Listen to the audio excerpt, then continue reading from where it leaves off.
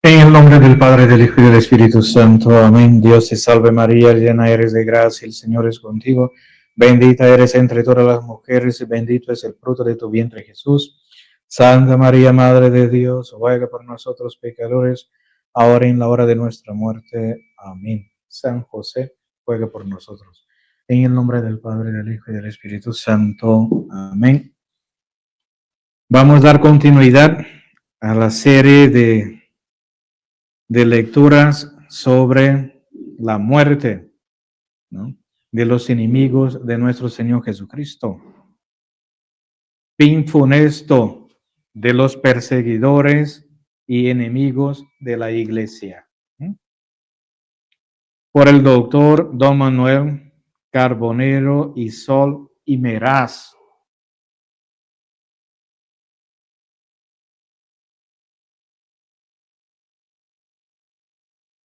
Antes hablamos sobre Martín Lutero, que fue uno de los principales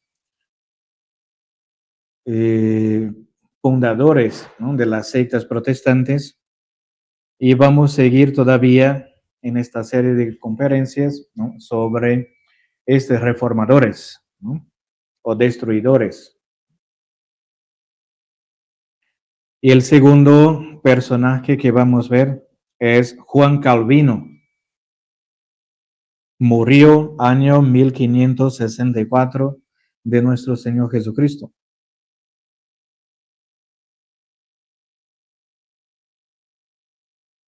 Los errores de Lutero produjeron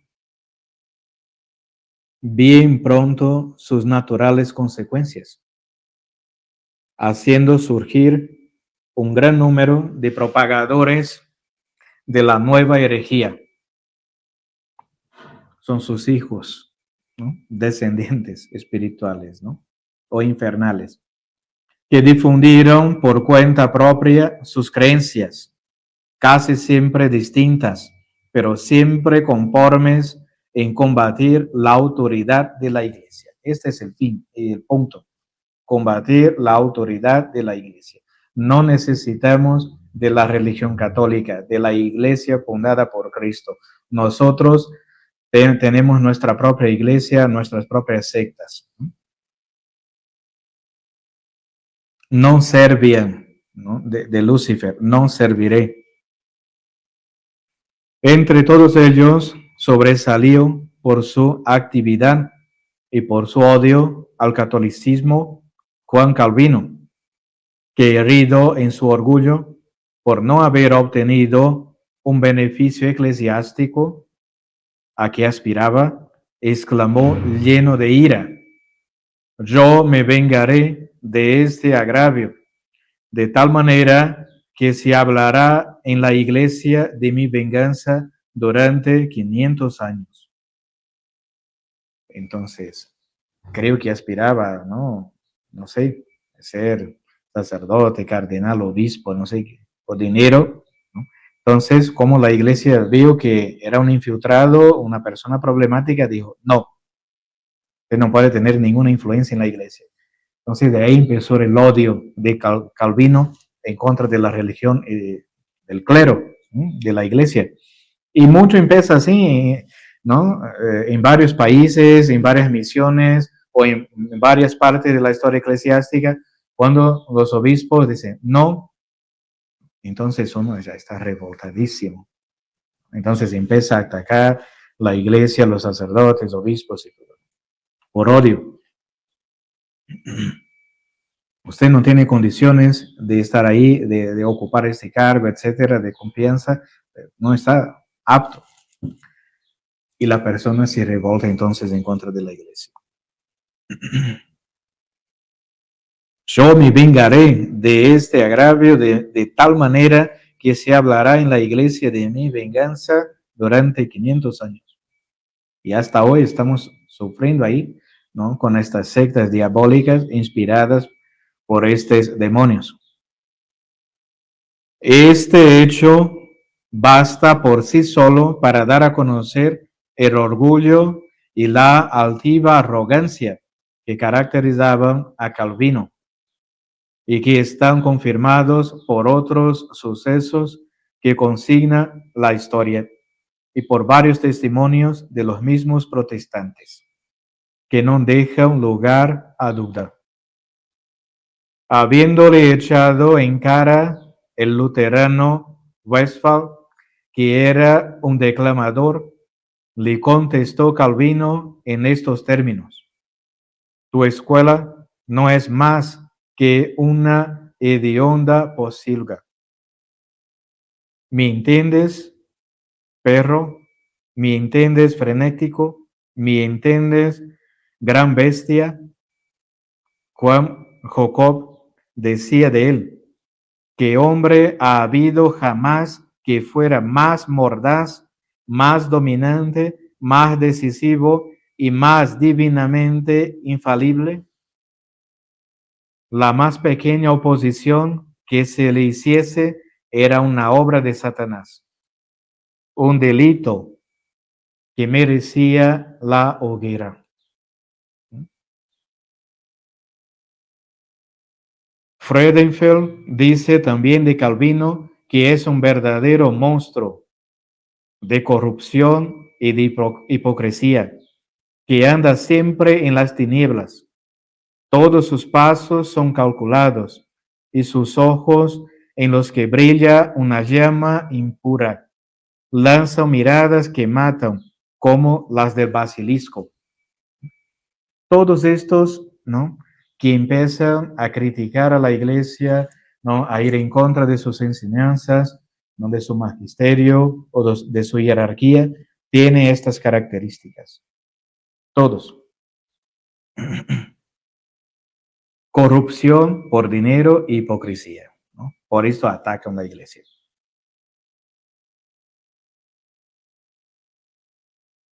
Y trabajan en las tinieblas, ¿no?, como las sociedades secretas, ¿no?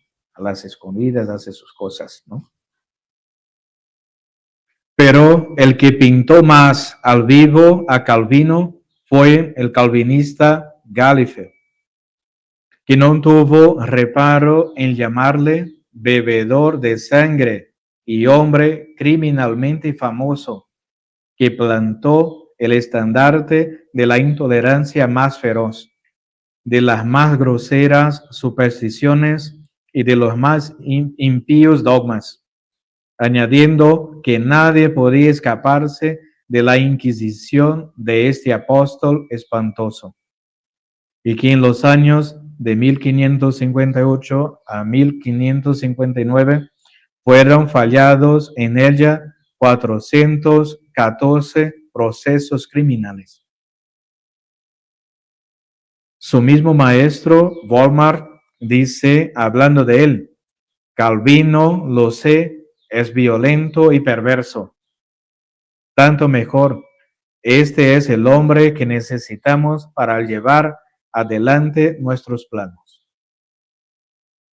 Vocero, discípulo suyo, le llama escritor lleno de acritud y maledicencia, perro rabioso. Todos tienen también esta característica de la maledicencia, ¿no?, de la mentira. Todo que escriben o hablan en contra de la jerarquía de la iglesia y de la propia iglesia son mentiras, calumnias, difamaciones. Balduino decía que no podía sufrirle por su excesiva sed de venganza y de sangre. Finalmente, según Barruel Belcastel, Calvino tenía una malignidad profunda y un odio tranquilo, 1000 veces más detestable que toda la furia y la insolencia de Lutero.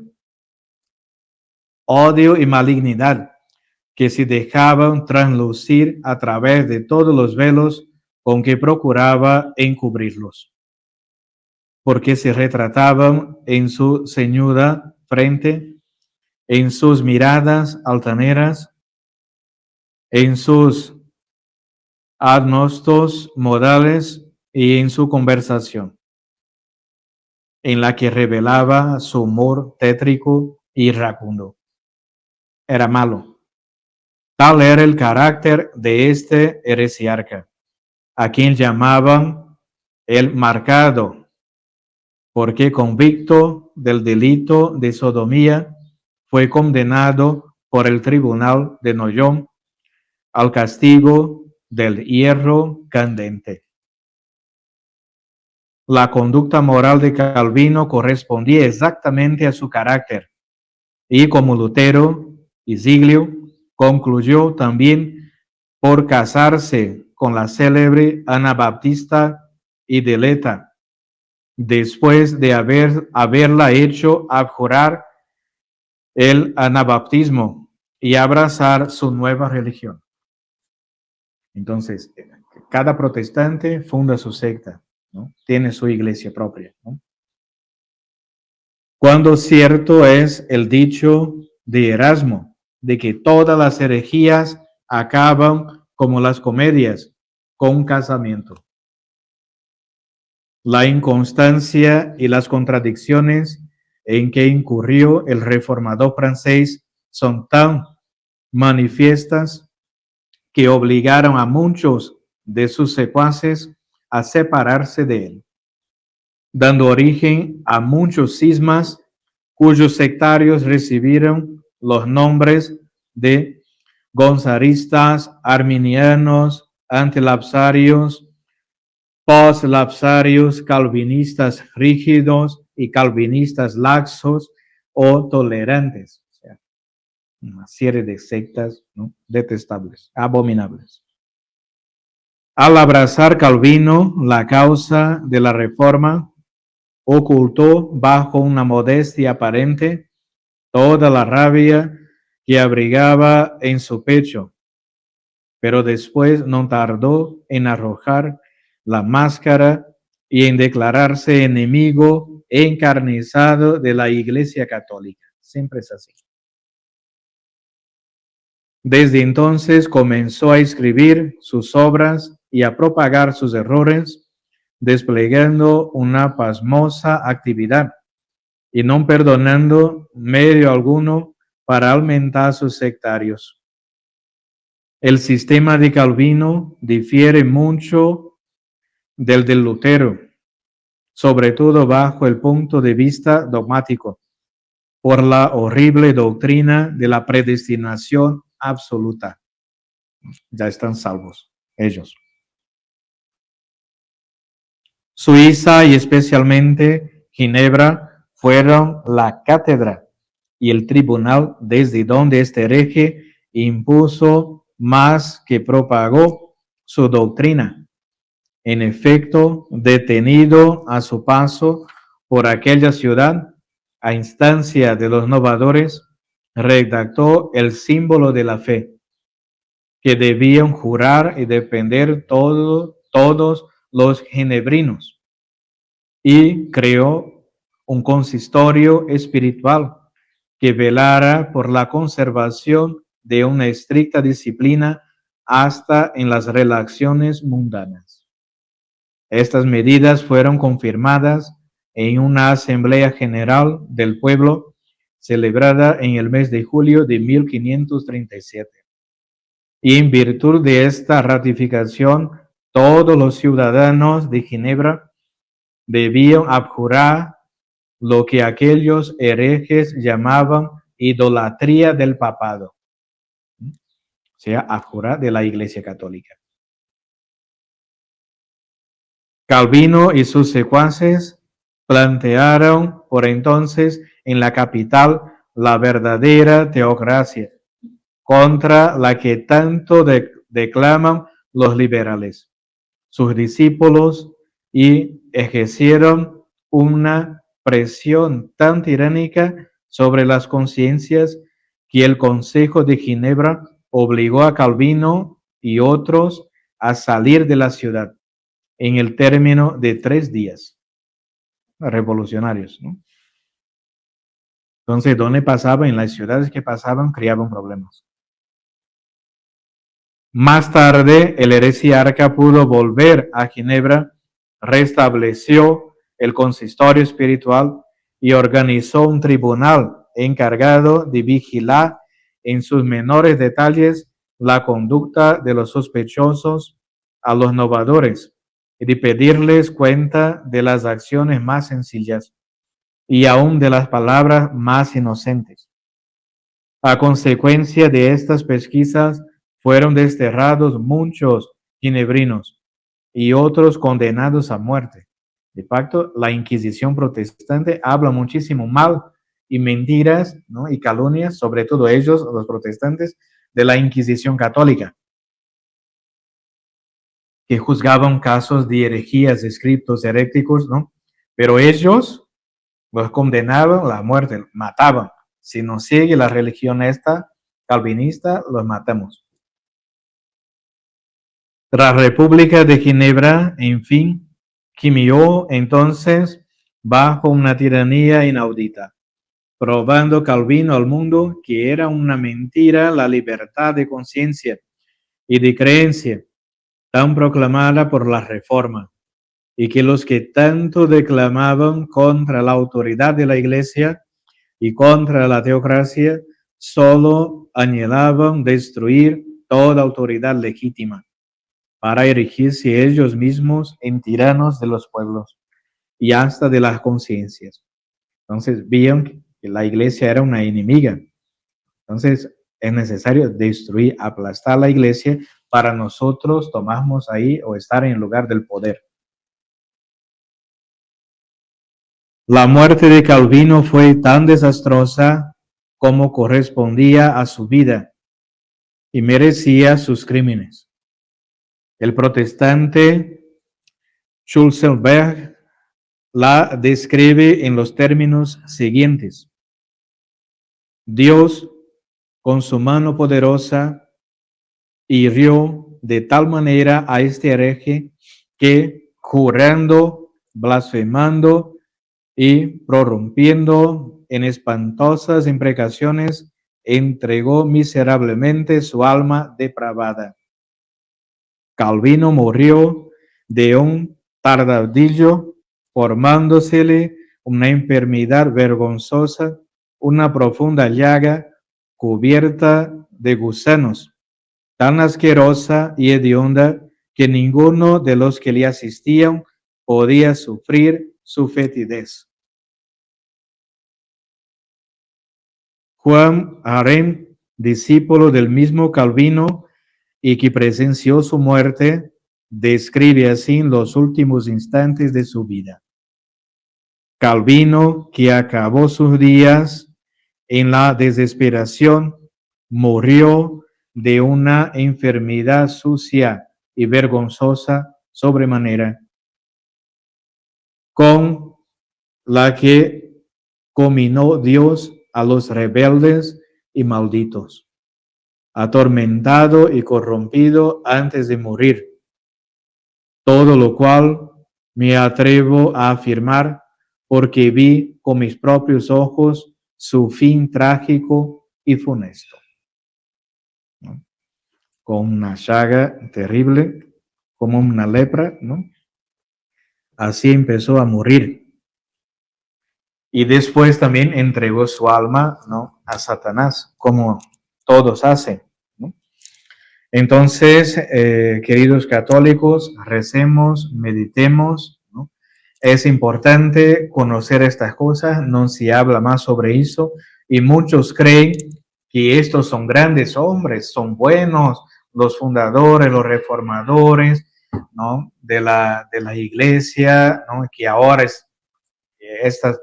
estos hombres fueron inspirados por Dios, por el Espíritu Santo, ¿no?, pero no saben, no conocen que es pura mentira, ilusión diabólica. Y muchos siguen estos demonios, ¿no?, creyendo que están en la verdadera iglesia, que Cristo está ahí, que apoya esto, pero no saben, ¿no?, que la fundación de las sectas protestantes, por atrás de la fundación de las sectas protestantes, por las espaldas, ¿no?, está Satanás, están los demonios.